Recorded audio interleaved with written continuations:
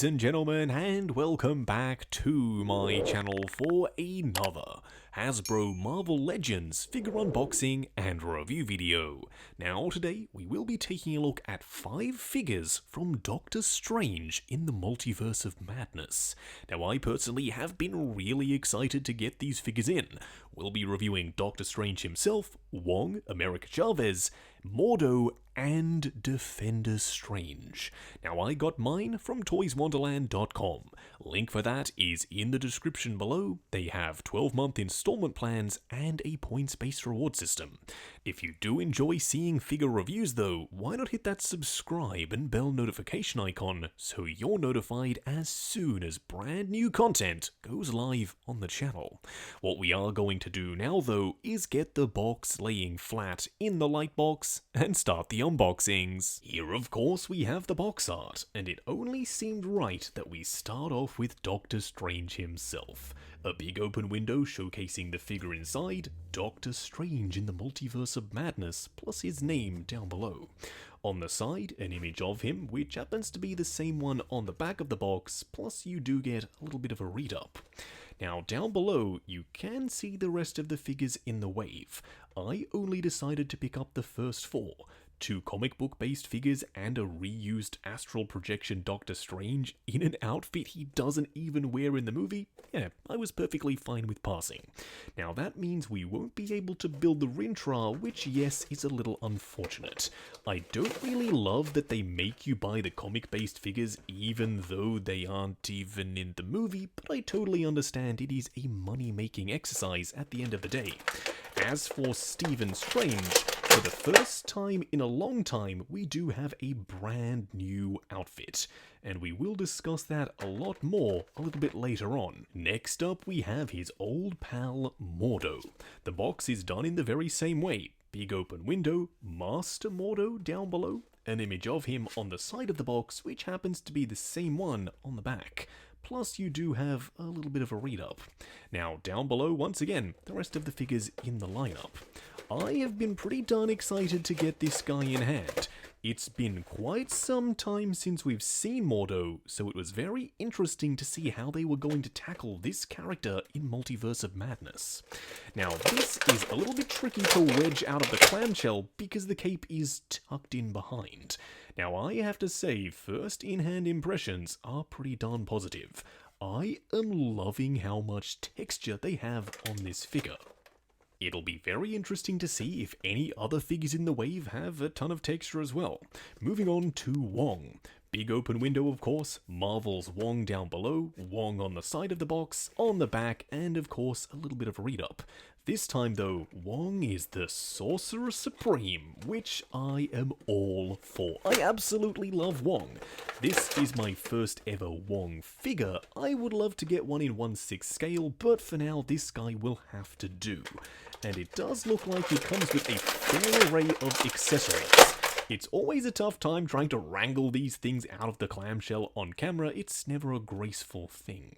But as you can see, Wong does have a lot going on, and I'm curious to see what he's going to look like stacked up next to Strange. We will have to wait until a little bit later though to see what that looks like. Moving on to Chavez, we do of course, once again, you guessed it, have the open window, her name down below, an image of her on the side, plus that same one on the back. And of course, you do have a read-up. Now, I would have loved to have seen an energy effect here because of course, her powers are literally being able to conjure up portals through the multiverse. Now, she is a relatively bare-bones release. Does that mean we will be getting potentially a deluxe version sometime in the future, just like Defender Strange with his portal? Well, only time will tell, but this is a very good start. Speaking of Defender Strange, yeah, I cannot wait to get this guy out here. Big open window in a much larger format box, cause technically this guy is a much more expensive deluxe release. Down below, Multiverse of Madness Defender Strange, an image of him looking like an absolute badass on the side of the box, which happens to be the same one on the back, and a very small read-up.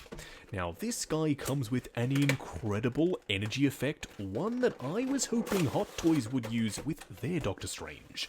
But as of now, the only portal effect we have from them is a clamshell style plastic. Nevertheless, I do want to get this guy out here. I apologize for the snap transition, but it was kind of the only way to get this guy out of the box without creating a portal myself. He was wedged in there super securely. First in-hand impressions of the black and red costume though, yeah, this absolutely speaks to me. I love the way this looks. What we are going to do now though is get all of the accessories that come with all of the figures laid out in the light box and take a closer look at everything they come with. Here we have all the parts and pieces for Doctor Strange, Mordo, Wong, and America Chavez. Now we will be taking a look at Defender Strange's accessories in just a second. As for Doctor Strange, he comes with the usual suspects. One small magic effect and one large one. These look great, I have no complaints. They're cast in translucent orange plastic and there is a ton of detail on the surface. Plus, with the hand permanently attached, you don't have to worry about them falling off. You also get some interchangeable spell-casting hands. Now these, I'm pretty sure, are unique sculpts for Doctor Strange, because you can see the scarring detail on the surface. Of course, from his car crash. Now these all do have the wrist pegs permanently attached, and they do hinge backwards and forwards. Master Mordo comes with a ton of stuff. Starting off with his weapons first, you get a very intricate looking crossbow. There is a ton of surface detail for the wooden part, and then the silver sections are cast in an unpainted grey plastic. Now, none of this actually moves and you can't remove the bolt up the top, but it does look good. You also get a baton. This is a very sturdy plastic, quite surprisingly. I would have sworn this was going to be made of a rubbery plastic. Do be careful not to snap this. You do have some detail on the surface of this as well, plus a two-tone finish, a gunmetal for the handle and a brown section in the middle. Now you also get a ton of hands. Usually we get maybe an extra pair, but this time you get 6 hands in total. 2 gripping hands and 2 closed fists, plus the open palm hands that already come on the figure. Next up for Wong, you get the exact same magic effects that we got with Doctor Strange, and I guess that's why the scarring detail wasn't sculpted into the hands, so they could use them for Wong as well. As I said, they are identical to Strange. One big one and small one, both cast in translucent orange plastic.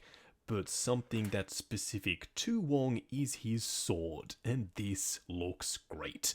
Some silver metallic for the blade, some gold down below, and then some very bright white for the handle.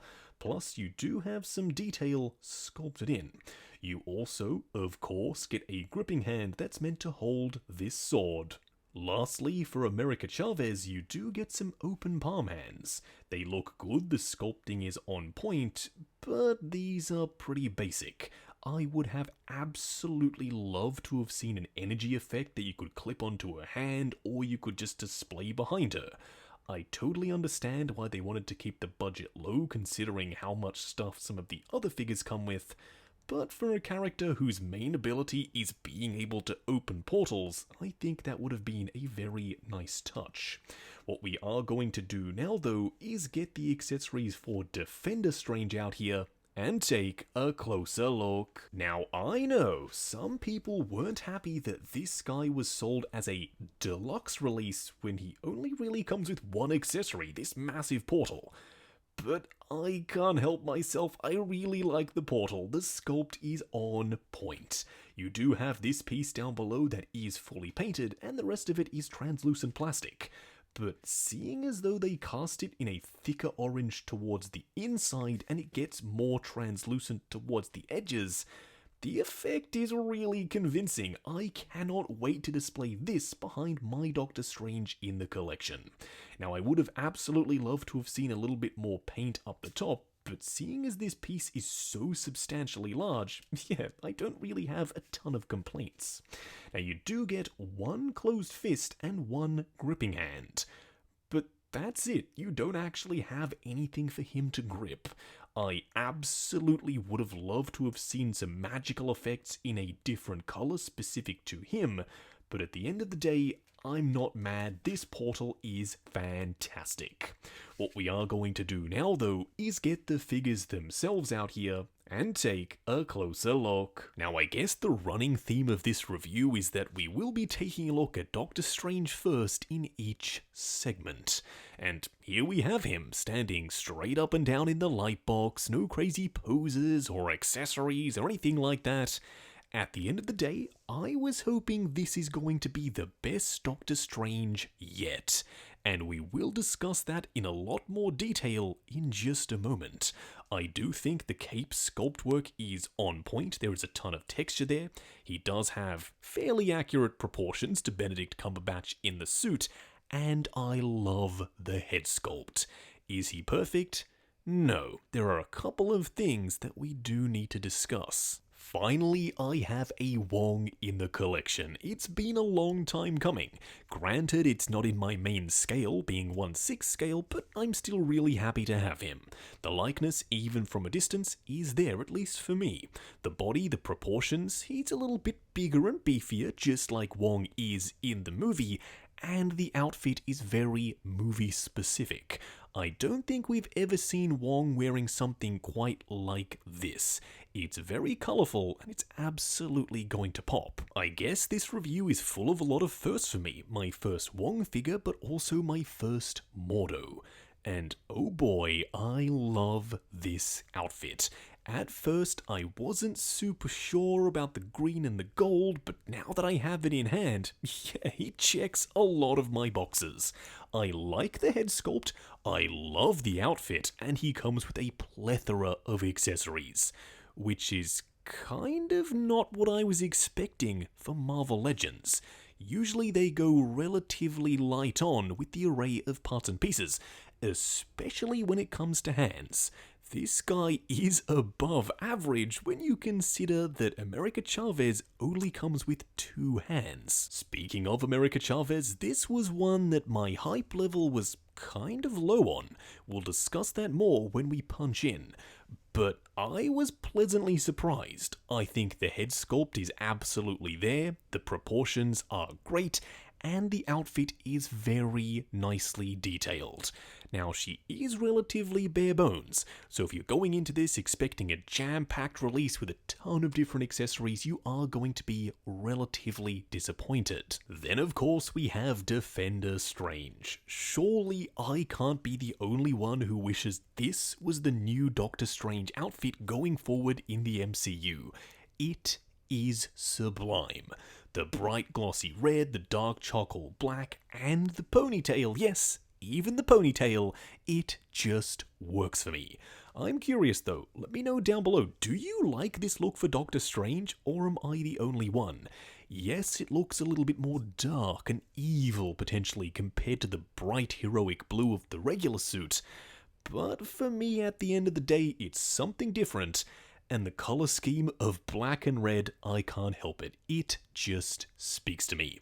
What we are going to do now, though, is get the regular Doctor Strange back out here, take him off the rotating turntable, punch in, and take a closer look at the details. Here we have him, up close and personal.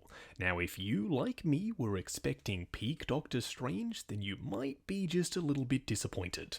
For some reason, Hasbro made the decision to not actually attach the cloak to his body. So that means the cloak of levitation is supposed to levitate in place. It literally falls off at the slightest touch. Now, it's supposed to sit down and frame the Eye of Agamotto, as you can see here, but being a thick, rubbery piece of plastic, there was no way it was ever going to do that.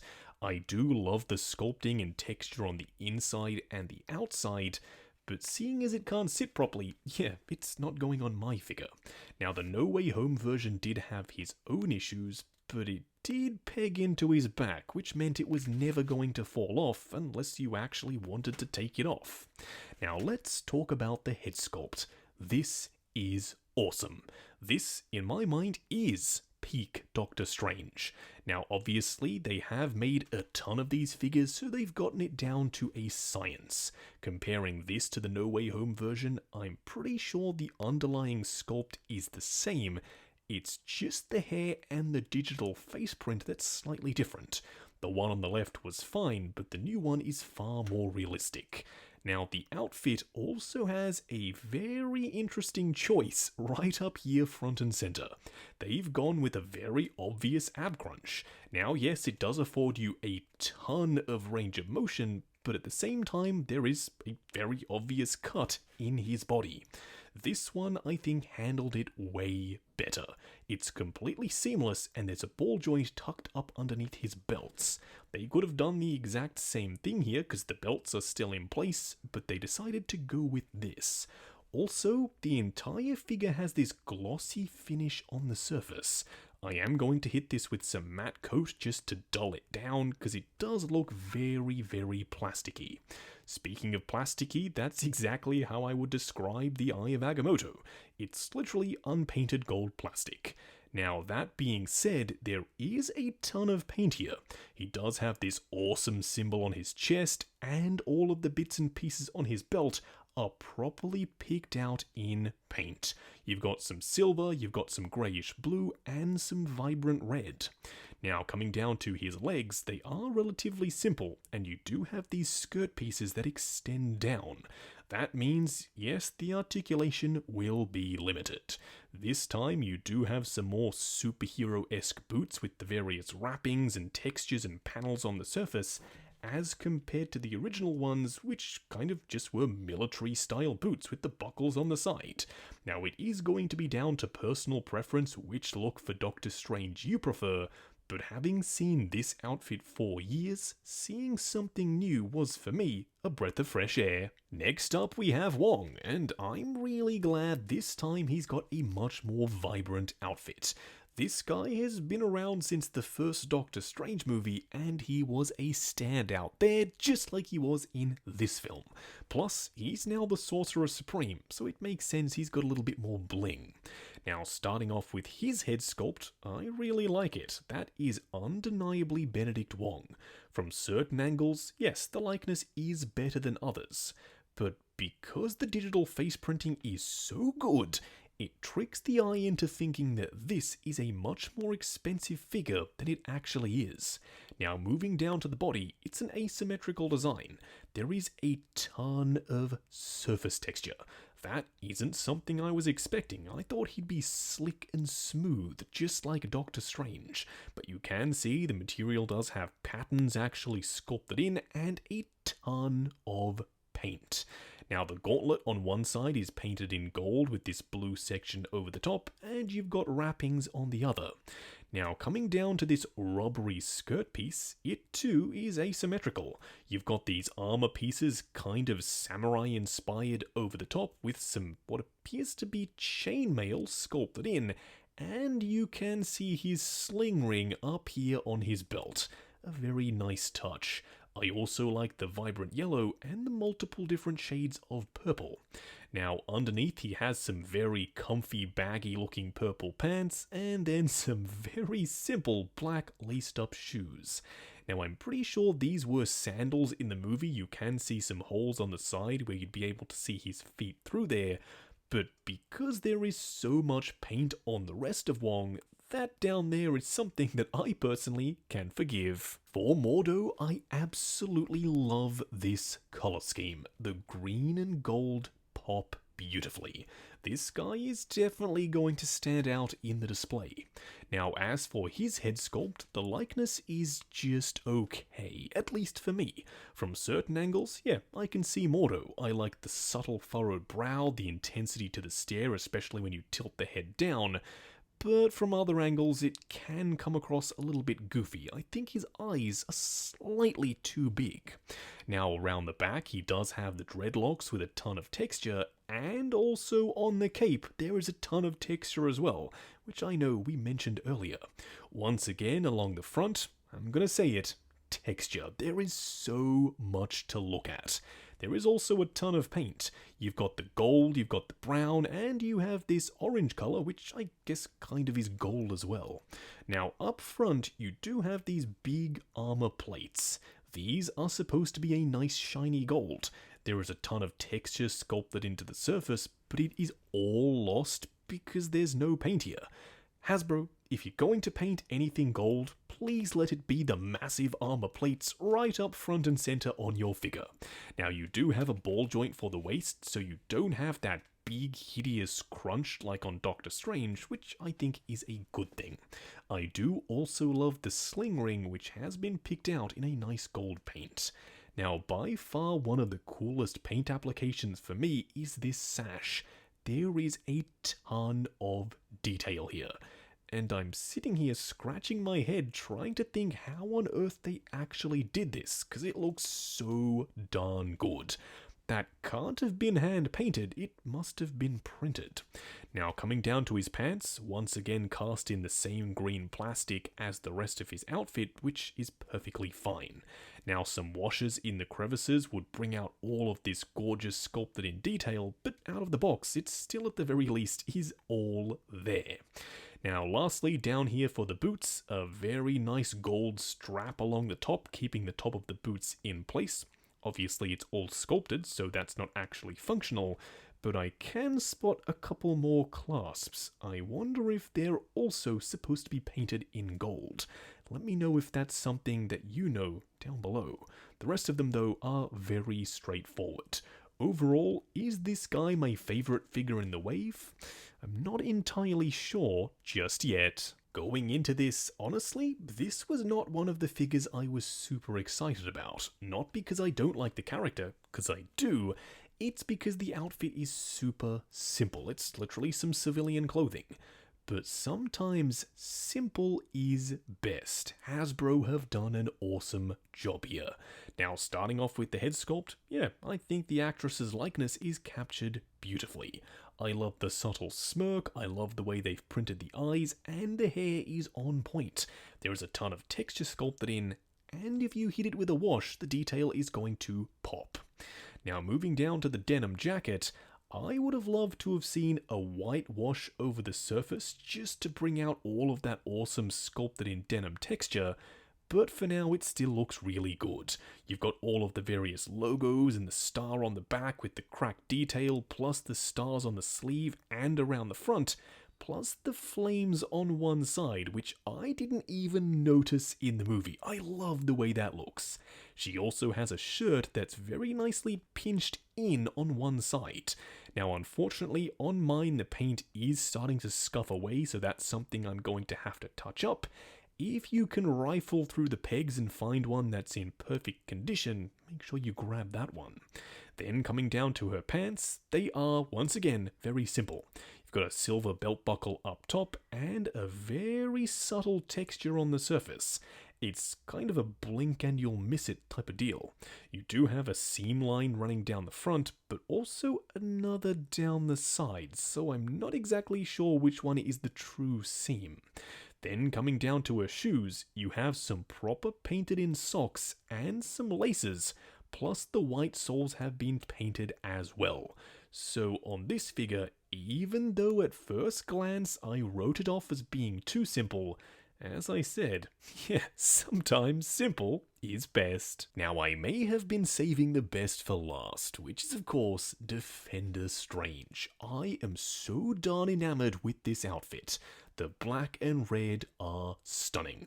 Now the head is a brand new sculpt. The skin tone is a little bit more vibrant as you can see, and he is missing the goatee in favor of moustache. He also has a long ponytail around the back with a ton of texture in his hair. Now it is down to personal preference which one you prefer, but for me, this head sculpt takes the cake. Now the outfit does look very comic book inspired.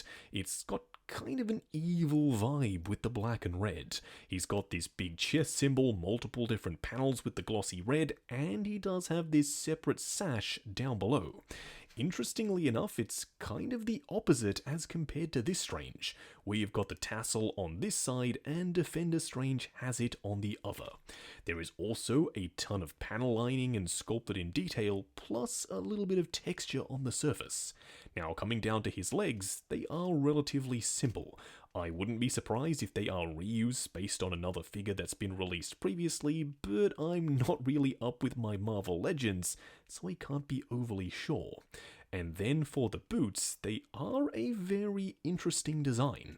You do have this foot section that kind of cups over the top of the joint that keeps it very nicely hidden. Plus, of course, you have more of that glossy red. I am very curious.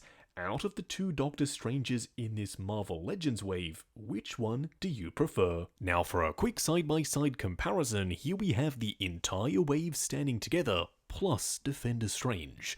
As you can see, there are multiple different sizes and shapes here. America Chavez is the smallest, which makes perfect sense, because I'm pretty sure she's supposed to be a teenager. Then you have Wong, who is a little bit taller than her, but he is a lot bulkier. The same thing can be said for Mordo, although he is also a little bit taller once again. And then we get to the two strangers. Now, there is a drastically different approach that's been taken for the articulation. I much prefer the look of Defender Strange with the cut across his body versus that weird hinge joint that they've used for the ab crunch. Nevertheless, normal Strange is the tallest here. It's not a trick of the camera, he genuinely is taller than Defender Strange. And I'm pretty sure that's because of his overly long neck. Now, I think that if you do Dremel out the head sculpt and get it to sit down just a little lower, he will look slightly better.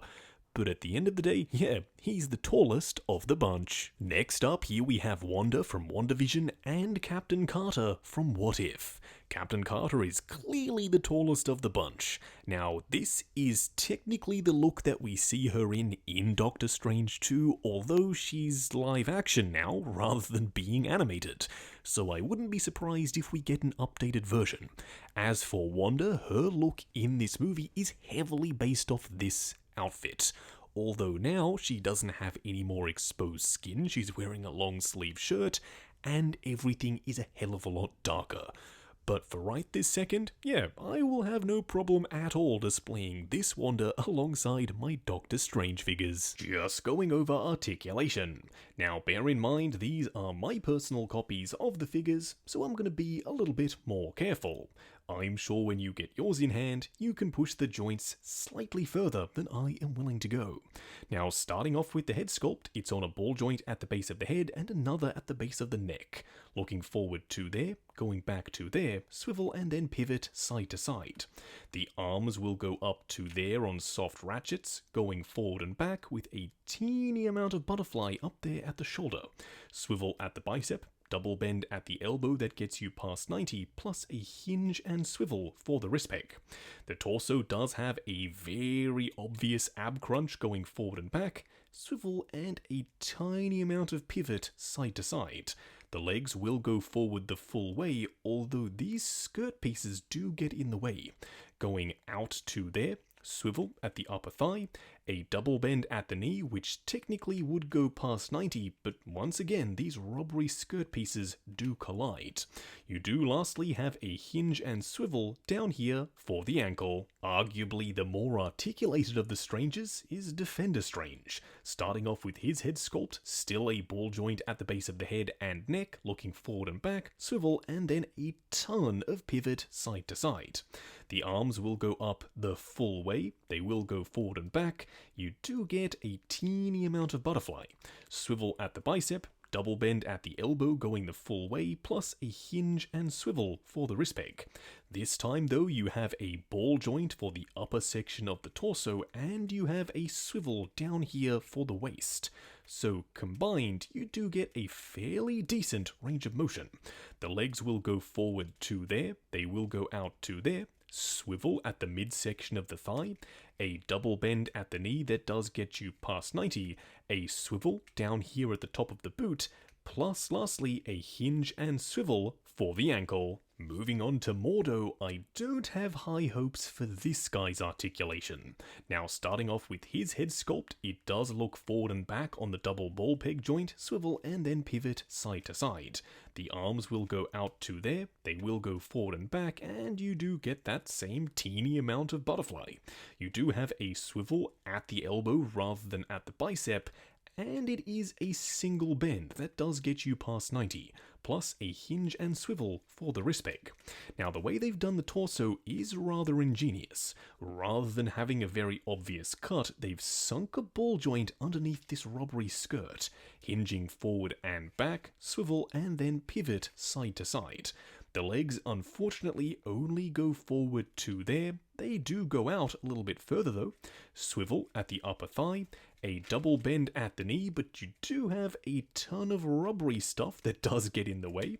Down here you do have a swivel for the top of the boot, plus a hinge and swivel for the ankle. Wong's articulation is relatively similar to Mordo's, although they have made some different choices. Starting off with his head sculpt, ball joint at the neck and at the head, looking forward and back, swivel and then pivot side to side. Arms going up to there, going forward and back, and almost no butterfly range whatsoever. Swivel at the bicep, a double bend at the elbow that does get you past 90, plus a hinge and swivel for the wrist peg. As you can see, he also has that ball joint that's been sunken underneath this rubbery overlay, just like we saw with Mordo, crunching forward and back, swivel and then pivot side to side. His legs will go forward to there, going out to there.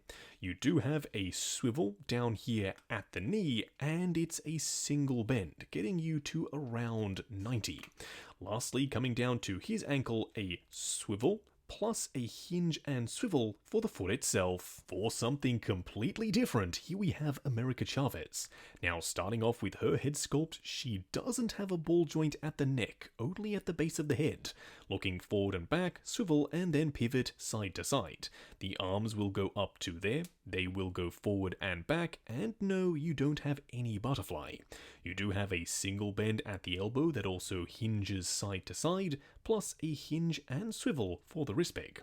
The torso does have a ball joint at the midsection, but no swivel down here for the waist. The legs do go forward to there, going out to there, swivel at the upper thigh, a double bend at the knee that does get you way past 90, and lastly a hinge and swivel down here for the ankle. Just wrapping up on the Hasbro Marvel Legends Doctor Strange in the Multiverse of Madness wave. Now, some figures in this lineup are truly exceptional, where others are just okay. Starting off with Doctor Strange himself, he's one of the just okay ones. I love the head sculpt and I love the really vibrant blue outfit. But aside from that, he's a bit of a mixed bag. The cape, while the sculpting is good, falls off constantly, and if you get a little bit more adventurous with your posing, it simply won't go on at all because of how it's been designed. Now, he does come with some great magical effects, but we've seen those before. The biggest issue for me is the ab crunch. It is super obvious. And considering we know Hasbro can hide those joints underneath the belt section because they have done it in this line. With Wong and Mordo, they are completely hidden and they look all the better for it. Also, Doctor Strange's neck is for some reason quite long. Now, I understand when you have the cape on it looks just fine, but when you don't, it looks a little bit weird. The Sorcerer Supreme, on the other hand, is a different story entirely. This guy is great. The head sculpt and the likeness to Benedict Wong, yep, that box is checked for me, I can absolutely see him here. The accessories, even though those magical effects are reused from Doctor Strange, he does get a badass sword, so it kind of balances out. Plus, the outfit is all brand new sculpt. It's an asymmetrical design, the paintwork is crisp and clean, and there is a lot of it. Now, the only complaint I have is the articulation for the legs. Hasbro, please consider using soft goods for the robes down over the legs. If you can get the scaling of the material right, it can look great, but also not impact articulation. Because most of these figures with the robes that hang down over their legs are very restricted, and the same thing can be said for Wong.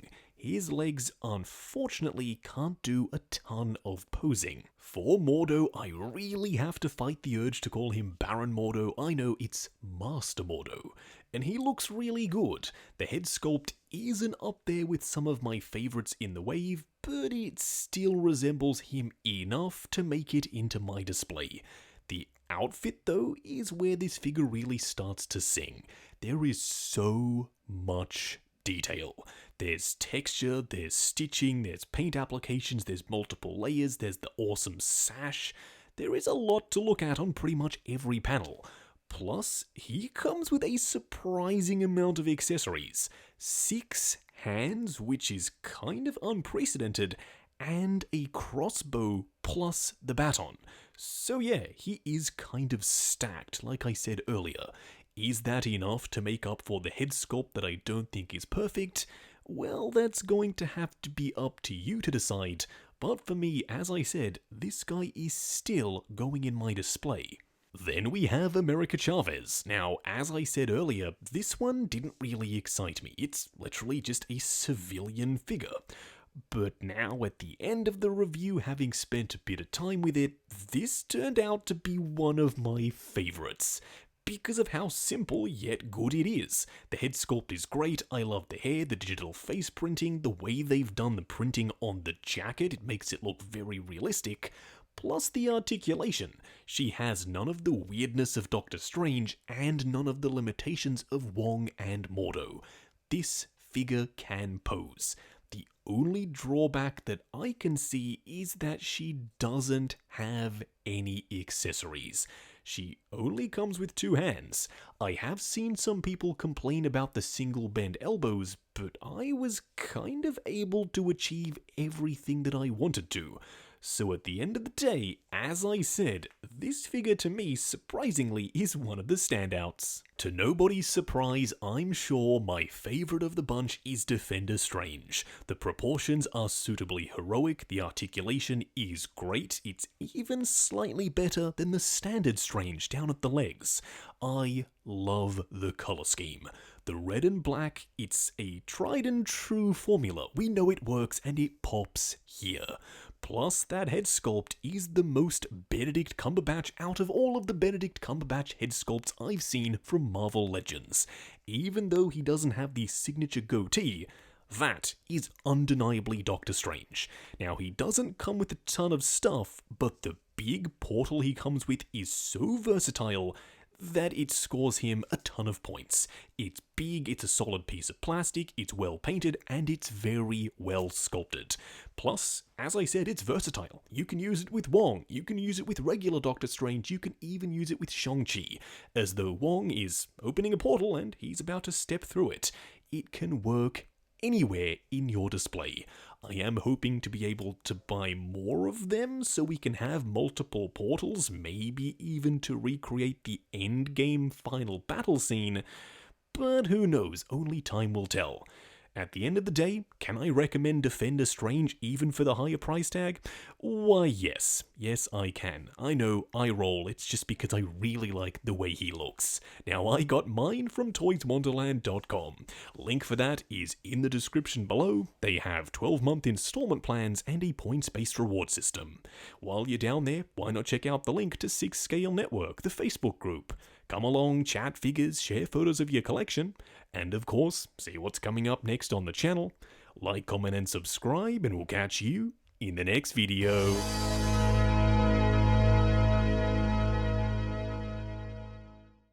Is another...